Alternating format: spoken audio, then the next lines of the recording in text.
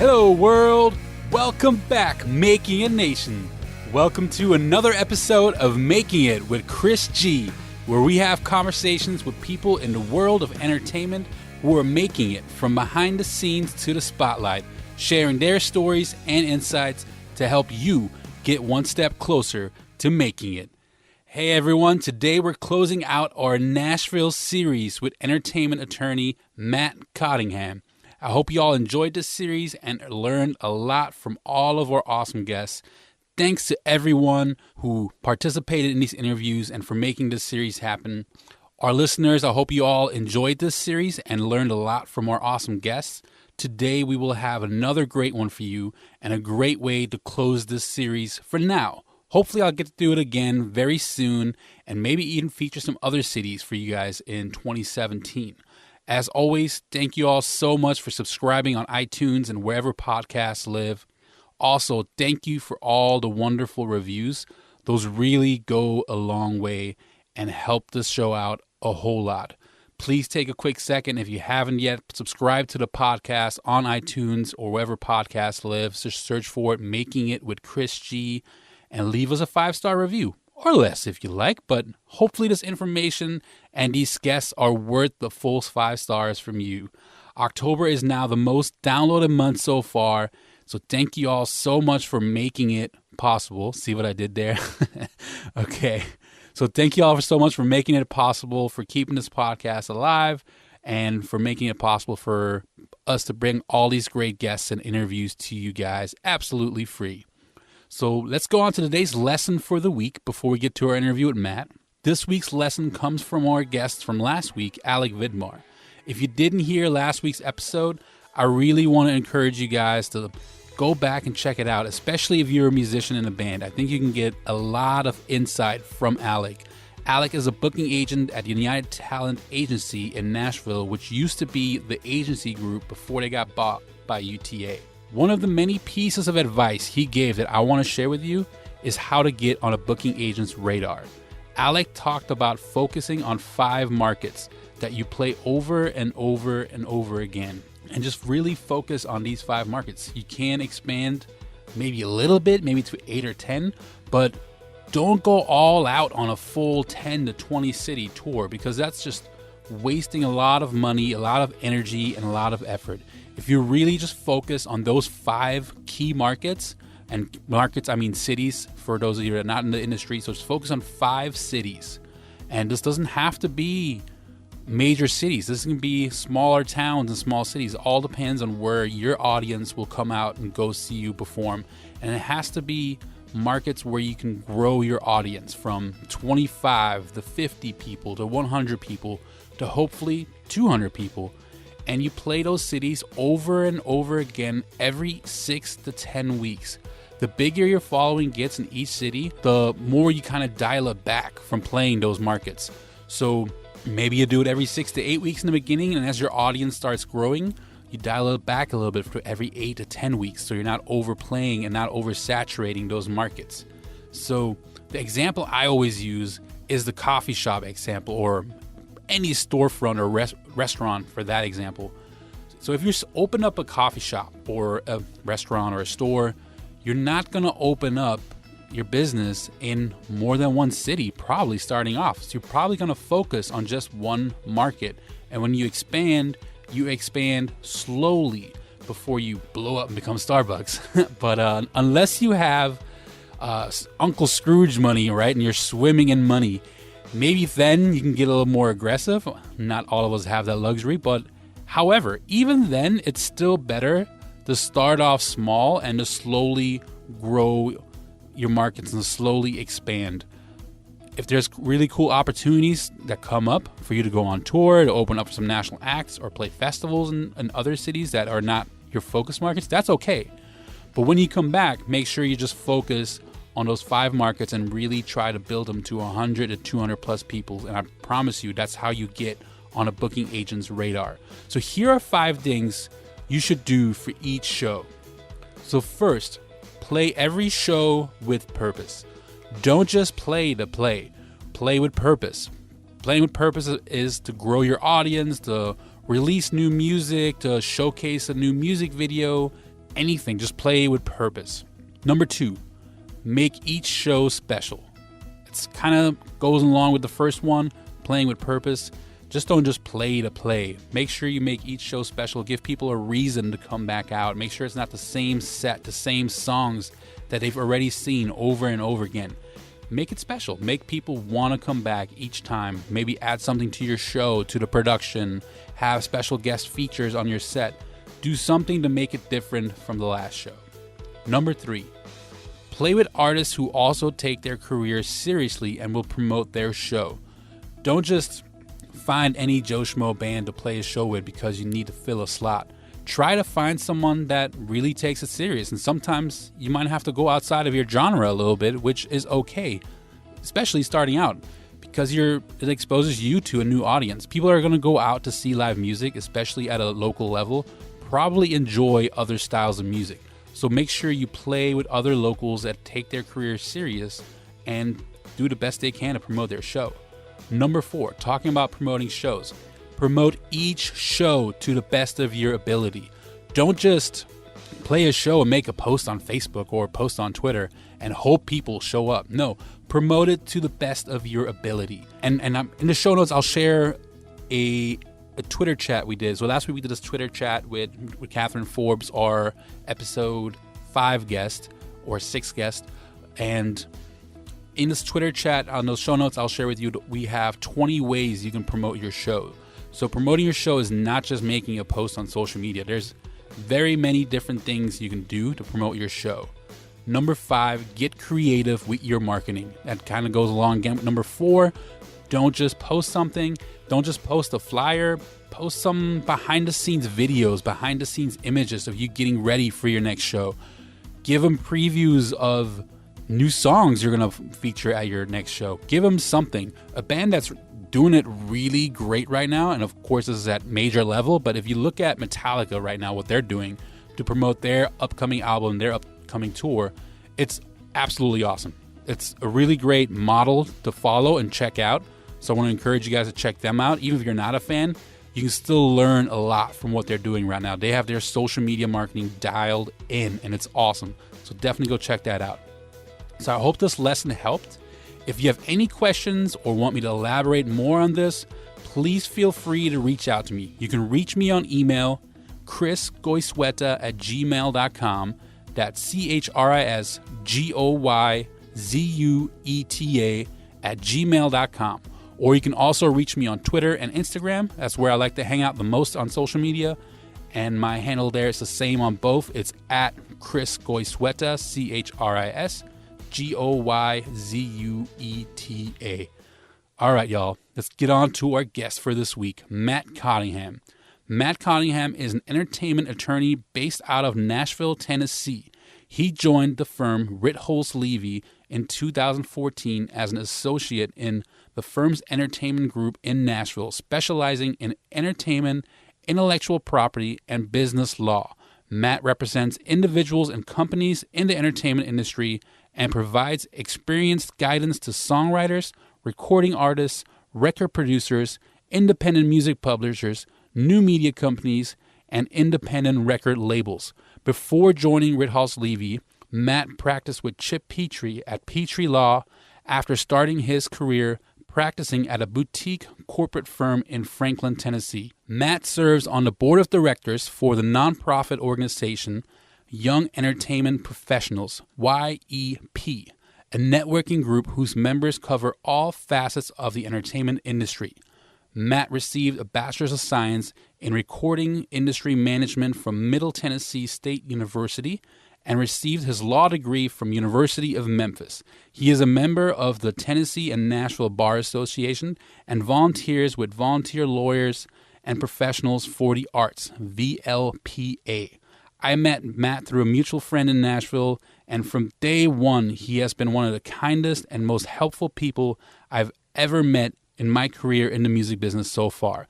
Matt has been one of my guest speakers at Full Sail University, trying to inspire and inform the next generation. He always makes time for his clients. He's very passionate about his work and giving back to others.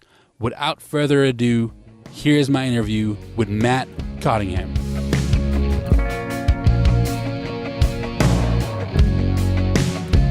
Hey, man, thanks for joining the show today. Yeah, absolutely glad to be here. As I know you went to law school in Tennessee, but I also noticed on your bio that you went to undergrad in Tennessee too. What's your background? Are you from Tennessee originally, or how'd you end up in Nashville? Yeah, actually, I was born in New Jersey, lived there for a couple months, and then we moved to Northern Virginia, right outside D.C., and grew up there until I actually went to college, and that's when I moved down here to go to Middle Tennessee State University. So that was the first time I would live in Tennessee. So. Nice. What's your favorite part about living in Nashville? Oh man, lately it's been the food. I think we've had just a ton of people moving to Nashville, and with that, a lot of new restaurants have opened up, and the food now. I mean, there's tons of options, and it's just incredible. So, yeah. What's your favorite restaurant in Nashville? My go-to spot here in Germantown is the Koshan Butcher because it's just right around the corner from my office here, and probably take lunch meetings there a couple times every week. Oh, cool. So, yeah. Do you know if it's related to the Koshan Butcher in New Orleans by chance? It is, absolutely. This is the second location. So, oh, cool. Yep. I'll have to go check that out. Yeah, absolutely. I know you're a regular in New Orleans. Yes, indeed. Do you get to do a lot of traveling, doing what you do, or is it mostly traveling for business? How does your... Yeah, I guess it kind of depends on the year. I do a fair amount of traveling. I try to go to client shows and festivals, and then we have offices in New York and LA, so I am doing a little bit of traveling for that to work out of those offices as well. Okay, cool. So what motivated you to go to law school? And when you went to law school, did you always knew you wanted to go into entertainment law, or did you have something else in mind at first? Yeah, so my undergrad degree is in recording industry management from MTSU, okay. And I did the production technology side, so I was planning on being an engineer producer. But as part of that degree, I had to take copyright law, legal problems in the recording industry, things like that. And so that kind of, inspired me to give law school a shot. Mm-hmm. And so I certainly went to, law school at University of Memphis with the intention of practicing entertainment law after I graduated. Awesome, very cool. What does your typical day look like being an attorney in Nashville, or a typical week look like? Yeah, so I'm a transactional attorney, meaning, I don't do any litigation. I'm a contracts guy. And so, for the most part, my day is spent drafting, reviewing, negotiating contracts. Certainly there's a fair amount of, business development that goes with that, trying to make sure that I'm generating new business as well. So taking a lot of meetings with other folks in the industry, going out to shows, networking events, those types of things as well. But, when I'm here at the office working, it's really just, contracts day in, day out. I remember you telling me last time that one of the cool things about your job is that usually when clients come to you is because they're happy, not because they have to go to court. Yeah, absolutely. I have some friends that do family law and criminal law and some things like that, and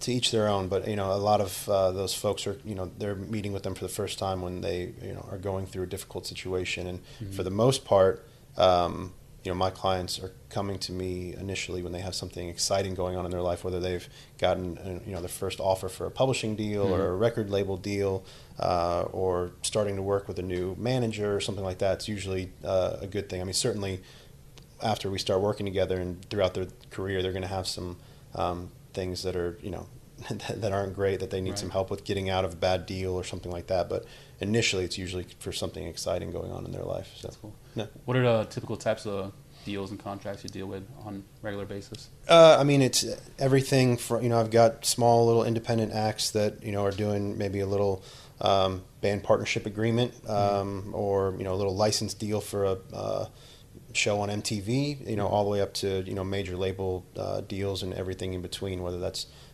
publishing contracts or management deals, or, really I tell my clients anything that has words that they need to sign, they should run by me first. Yeah, so. Absolutely. At what point should an artist consider doing a band partnership agreement?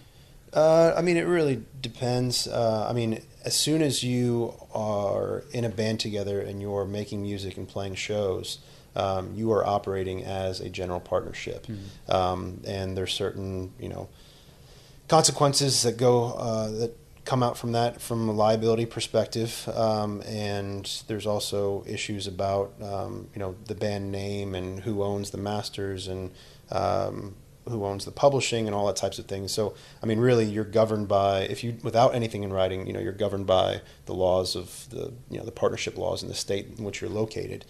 So the point of doing a partnership agreement and actually formalizing that relationship is that you get to make your own rules then, and you could, if one band member came up with the band name and they want to be able to, use that name should this band fold, something like that, or if there's two band members that are writing most of the music and they want to have a bigger piece of that songwriting, co-writing, publishing piece, then all of that would be formalized in the written document. So it in terms of when to do it, as early as you probably can. But to be honest, a lot of bands that are just getting started and playing out of their garage and playing for $50 a night don't have the resources to pay a lawyer to draft something like that. So I mean, it's usually as they have some more formal things going on in their career. So, what are some of the most common misconceptions that artists have about what you do? So I mean, I think a big part of my job is managing expectations, and I think that while most entertainment attorneys and certainly myself, I mean, are willing to make connections and introductions for artists. I think that one of the biggest misconceptions is artists think that all they have to do is go get a lawyer and they're going to get them a record deal or get them a publishing deal, and it's just doesn't work like that. I mean, I think back in the day, there were entertainment attorneys that was all they did, and there may still be some like that. But in terms of myself, again, I'm happy to make introductions and connections, but it's not a guarantee that we can get you a label deal or a publishing deal or anything like that. So that makes sense. Yeah. What are some important clauses in recording agreements that help ensure maximum creative freedom for an artist? That's kind of a little bit of a loaded question there. I know. I think the biggest key, I mean, when you're talking about creativity, and that's certainly something that we push for all the time in recording agreements, is at least having trying for mutual approval, and if we can't get that, at least some kind of meaningful consultation between the label and the artist. And at the end of the day, major label deals are going to say, for the most part, the label has the final say on everything. And the nice thing about some indie deals is that you can have a little bit more of that creative control. The issue with mutual, that word mutual. I mean, if there's some kind of stalemate where the parties can't agree, and it just sits there. So there usually has to be some kind of tiebreaker, and to get that in favor of the artist can be a difficult endeavor. Sure. So, yeah. Totally can see that. What's your favorite part about what you do? Definitely the relationships that I build with my clients. I have a couple of clients that I've been working with for 6 or 7 years, and to see them grow from playing for $50 a night at a small club to playing the Ryman, or playing for 30,000 people at Lollapalooza, and to be on the team for all of that is that's probably one of my favorite things, and also helping to grow the team. I'm oftentimes one of the first people on board, and so to be able to help them bring on the right manager and find the right publishing partner and the right label partner, that's also a big part of what I really enjoy about my job. So. If you're one of the first ones on a team, do you have any kind of role in the artist development piece, or do you have any input on that side sometimes? Yeah, I mean, certainly some artists are come to me for some of that stuff. I always kind of have to give that advice with a grain of salt. While I used to be on the creative side of things, playing music in the studio, certainly that's kind of taken a back seat, and so I really kind of would defer to the artists or management on those types of creative decisions. But I can be as involved or, as not involved as an artist, wants. It kind of varies from client to client. Mm-hmm. Okay. What advice would you give to a student that's interested in becoming an entertainment lawyer? Well, you have to have a 4-year degree. Right. So that was, that was one of the things, that I kind of, I've done, been an adjunct professor at SAE and a couple of places like that. And, if you are dead set on working in the studio, then I think one of those programs is, can be great for you because it's, a little bit more affordable, obviously shorter, all those types of things. But, for myself, I had no intention of going to law school after I went to undergrad. I planned on being, a producer, engineer. And, after I graduated and decided to take the LSAT, I was obviously, really glad that I had done the 4-year program just because it gave me more opportunities. And then the other thing would be probably to, if you don't do some kind of undergrad degree in music, to make sure that you're doing as much reading and research as possible. I meet with a lot of young attorneys that want to do entertainment law that, their undergrad degree was in political science and they took no, IP class, intellectual property classes or any music classes in law school. Mm-hmm. And then they want to practice entertainment law and, there's a huge learning curve there because, there's a lot of similar language in contracts, but there's also a lot of very music industry specific language in those deals that if you're not familiar with, you can, miss completely. Mm-hmm. So. Are there any schools, like law schools, that are specialized in entertainment law? I think that there's a school out in LA called Southwestern Law School, I believe. Sorry if if I'm wrong on that, but I think that they have a specific music entertainment kind of program. Mm-hmm. Is there an advantage to go into like a law school in like Nashville, LA, or New York, where like the industry is, or does that? Yeah. So when I went to law school, Belmont certainly wasn't around. So I went to, it was between Vanderbilt and Memphis, and I went to Memphis because it was going to be much more affordable for me. Mm-hmm. But now Belmont opened a law school, and a lot of those professors practice law here in town. They have a lot of connections to folks in the music industry. And I don't know if they have any kind of, I would assume that they have more entertainment music, based law classes. So something like that, if you can get that kind of experience. When I went to law school, I didn't have any classes that were focused on music or entertainment or anything like that. Your basic intellectual property classes like copyright and trademark, but nothing music industry specific. Right. So. Okay, so got some artist development questions for the course we're putting together for Full Sail. But okay. Before I get to that, a fun one. What was the first concert you've ever been to? Oh man, I think it was Semisonic at the 930 Club in DC. That's a historic venue. Yeah, absolutely. It's still to this day one of my favorite venues. But yeah, they obviously closed it out with Closing Time, and I've had that memory of that, and that's still to this day one of my favorite songs, just because I immediately connect it with that experience at 930 Club with my buddies, where my parents just dropped us off and said have fun. So nice. Yeah, that's awesome. Absolutely. What's your favorite venue?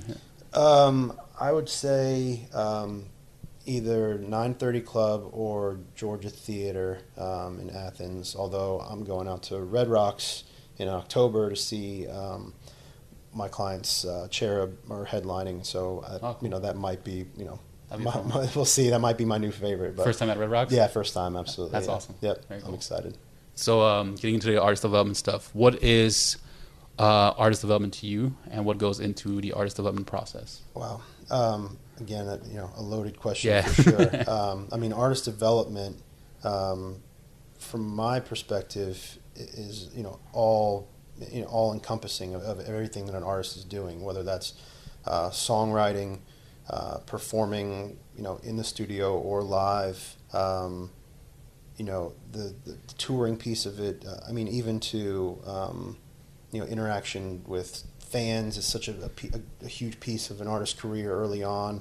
Mm-hmm. And so, it used to be that, the big labels were doing artist development and were signing, acts very early on and helping them kind of hone their chops on all that stuff. And now, they're really looking for artists to kind of be a proven commodity when they're signing them. And so now it's, who is doing artist development? Here in Nashville, a lot of publishers are getting into quote unquote artist development, where, they might be putting together, an artist development fund even within a publishing deal that allows for the creation of, master recordings or some tour support or, maybe video production, website. I mean, all that kind of stuff. Sorry, go ahead. Interesting. I didn't know that. Yeah, absolutely. Not all of them, but, a good handful of them. And otherwise, it's, I guess managers that are getting in early on and, all that kind of stuff. But I mean, for me, artist development really, encompasses all aspects of an artist's career. Right. What are three things an artist can do to kind of stack cards in their favor before they start adding people to their team? Let's see, I had a couple notes on this, I think, but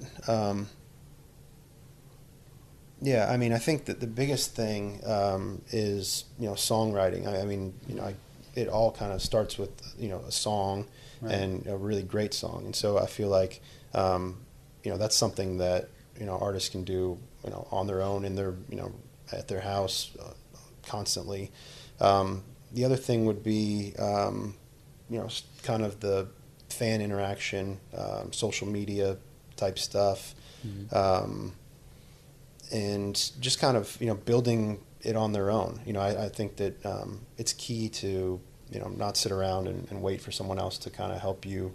As an artist, you got to just dive in and start kind of building your brand and, building your career on your own. Right.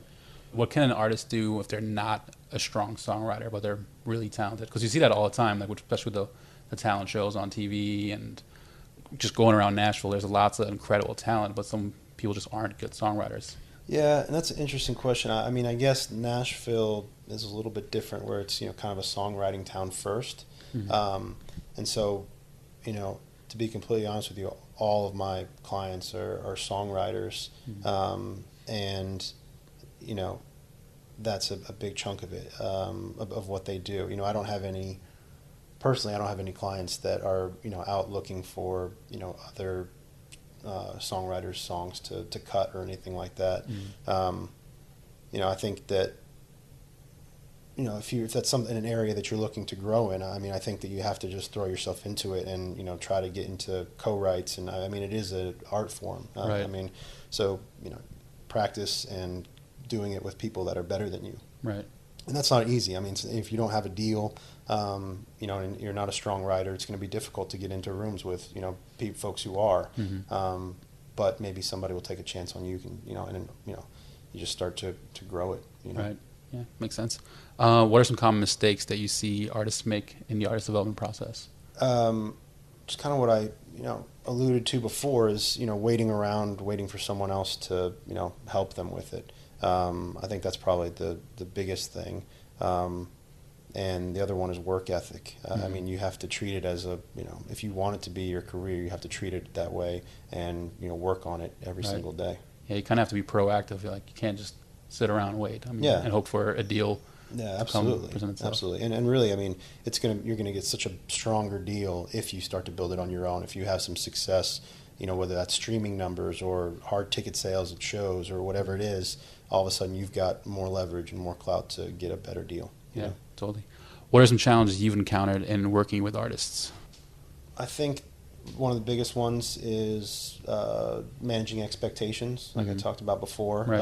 Artists thinking that I'm going to get them a record deal, and that's just really not how it works. Right.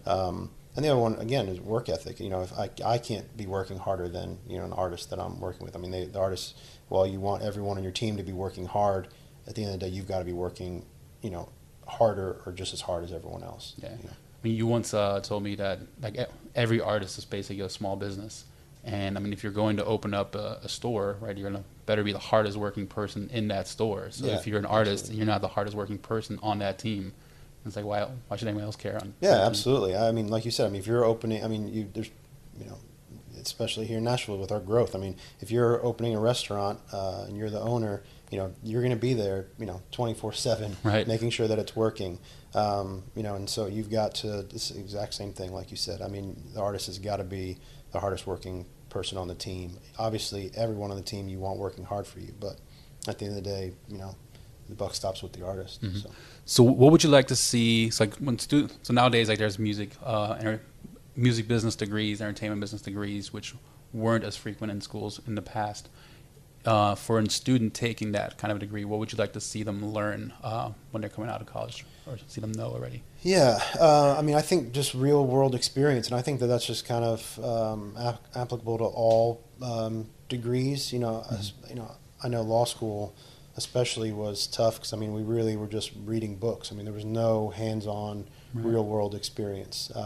So whether that's actually filing copyrights or getting your hands on actual contracts or things like that, as opposed to just reading about them in books. Mm-hmm. I mean, I think that would be I think that's a huge part of that. And I think schools are trying to get better about that, but it's a challenge. Mm-hmm. Yeah, it's definitely tough when you just are only focused on school and not getting that real world experience, because then when you graduate, you don't have much of a resume. Right, absolutely. And you kind of got to build that resume while you're there. Yeah, and I mean, I think that you can do that through interning, and everyone that I know that's successful in this industry has on the business side has had multiple internships, and a lot of those internships lead to jobs, and that's how you're getting that real world experience, is through internships and things like that, as opposed to through the classroom. Mm-hmm.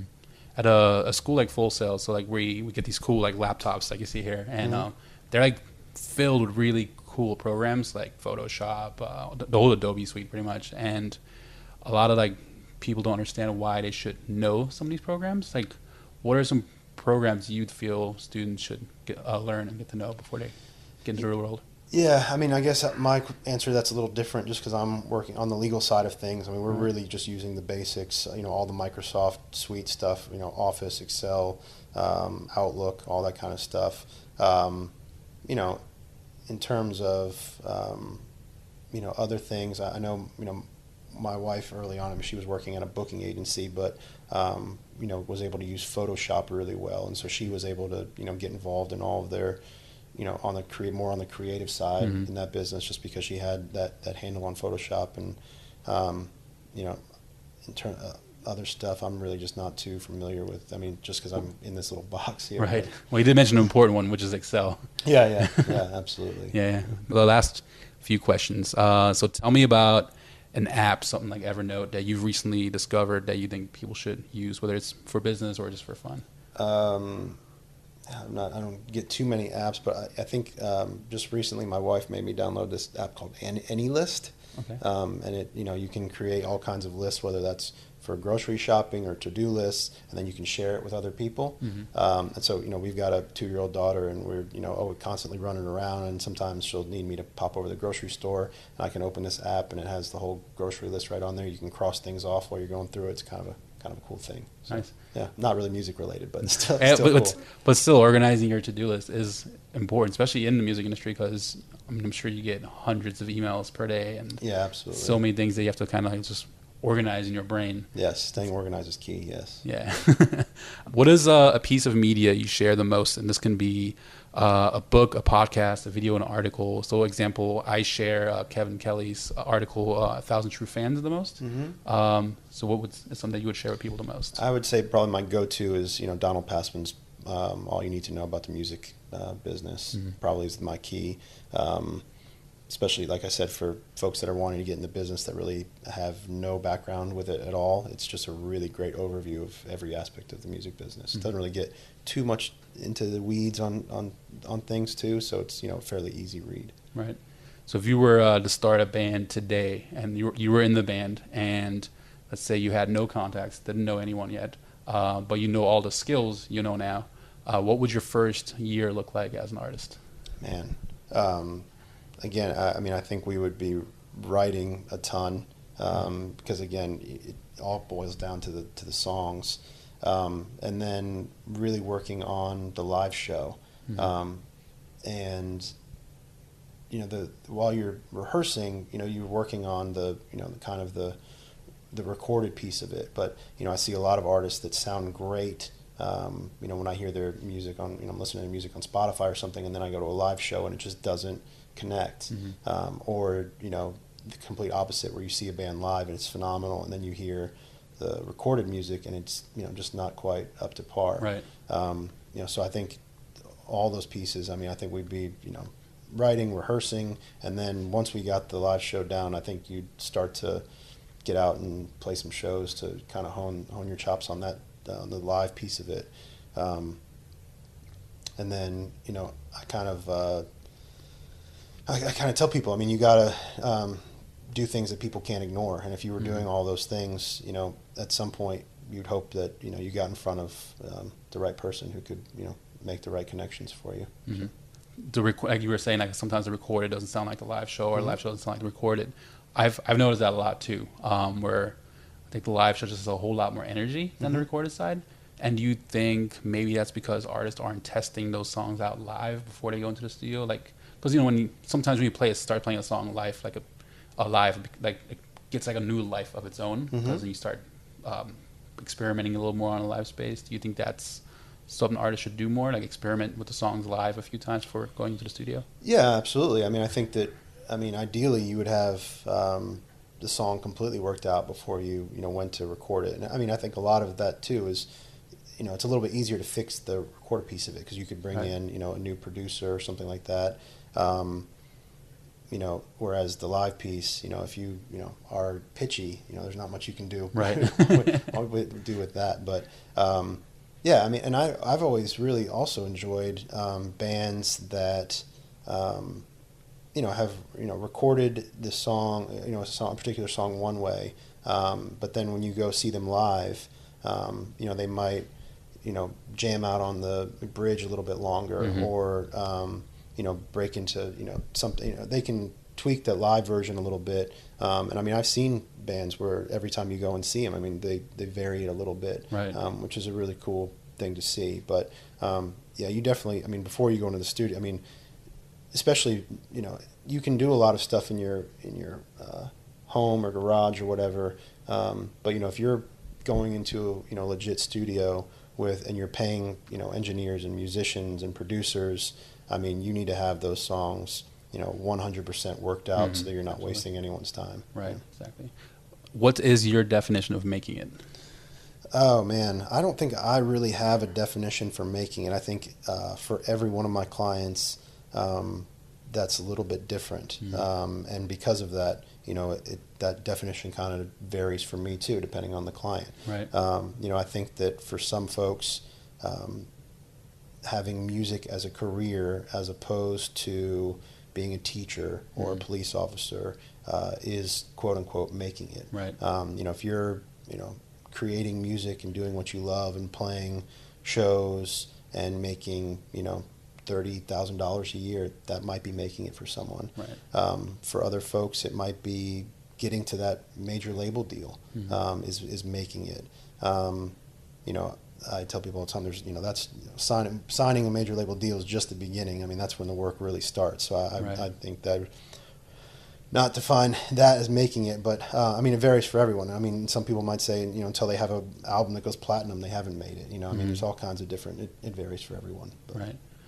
I always feel like making is also like kind of feeling fulfilled is Absolutely. more important. So like then that big label deal sometimes. So what is something that you do that makes you feel fulfilled? It doesn't have to be work related at all. Yeah. I think, like I said earlier, one of my big things is, my relationship with my clients. And, if I've got a client that has found some success and is, appreciative of the small part that I played in that success, that definitely makes me fulfilled. And then, outside of work, it's definitely just making sure I take time to enjoy, time with family and friends. And I think that's, a huge part of life, and, being, having a balanced life and all that kind of stuff. This job is definitely 24/7, as most jobs in the industry are. but you still have to take time. And my wife works in the industry as well. She's in artist management. And so, on weekends, as much as we can, we try to, put the phones down and spend time with our daughter and spend time with our friends. So. That's great. Any last words of guidance and wisdom you want to share? I think, I'll go back to, one of the things that I talked about when you had me, when I did the Skype thing for Full Sail is, if a career in the music business is something that you really, really strongly believe that you want to do, I think you should, give it a shot. And for however long a period of time, life allows. I told those folks during that kind of presentation that when I graduated from law school, and I knew that I was going to have student loans, I thought strongly about either going to work at the public defender's office or, going to JAG or whatever it was so that I could, start paying those bills off, those loans off right away. But then, I really thought long and hard about it, and luckily I had a great support system between my wife and family where I told them I've got to give the music thing a shot for 1 year, and if it doesn't work out, then I can always go back to doing something else. But if I didn't give it a shot and try, I was going to regret it forever. Right. And luckily for me, it worked out, and so I would recommend the same thing to anyone else that wants to have a career in the music business. If it's something you really believe in, you got to work your butt off at it, right. But give it everything you've got for some period of time before you just call it quits. Yeah. And if anyone listening wanted to get in touch with you, what's the best way for them to do that? Is it through social media or any other way you'd like to share? It's probably by email, which you can probably get on our firm's website. I'm on social media, but not don't have too much time for that. So it'd probably be best through email. And I think, like I said, I think people can probably contact me through the website, on the firm's website. Awesome, cool. Well, thanks so much for doing this. You're definitely someone that practiced the rule of 51-49. I don't know if you're familiar with that rule, but it's someone that gives more than they get, at least from my experience with you. Right. So I really appreciate you giving back. And yeah, well, I appreciate the kind words, and it's always great to catch up with you. Yeah, awesome. Thanks so much. Thank you. Hey everyone, thank you all so much for listening. I hope you enjoyed this interview with Matt Cottingham and our 4-week Nashville series.